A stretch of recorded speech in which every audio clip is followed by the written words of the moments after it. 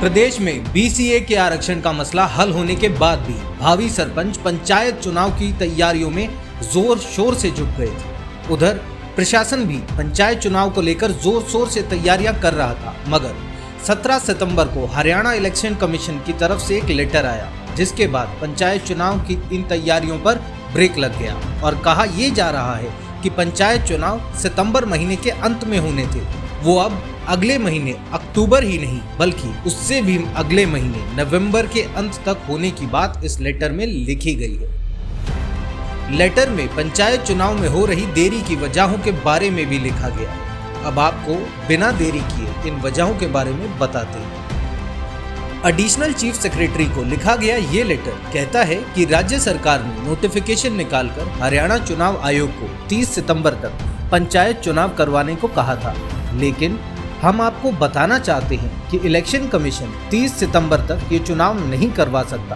क्योंकि राज्य सरकार ने चुनाव करवाने के लिए जरूरी जानकारी अभी तक कमीशन को उपलब्ध नहीं कराई है।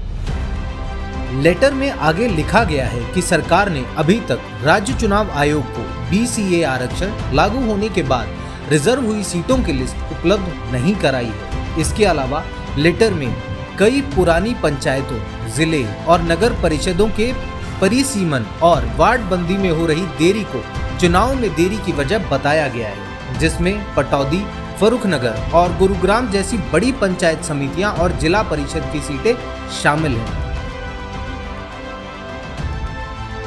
इसके अलावा सिरसा जिले की कई पंचायतों और जिला परिषद के परिसीमन और वार्ड बंदी के काम को अधूरा बताया गया है, जिसकी वजह से चुनाव में देरी हो रही है। इन सब के बाद राज्य चुनाव आयोग ने अपने पत्र में कहा कि ये तमाम जरूरी जानकारियां 22 सितंबर तक उपलब्ध करा दी गई तो हरियाणा में 30 नवंबर तक चुनाव करवाए जा सकते हैं। यानी अब गेंद राज्य सरकार के पाले में है। सरकार ने चुनाव आयोग की सभी जरूरतों को तय समय सीमा में पूरा किया तो ही 30 नवंबर तक भी चुनाव संपन्न किए जा सकते हैं। Bureau report, the infected news.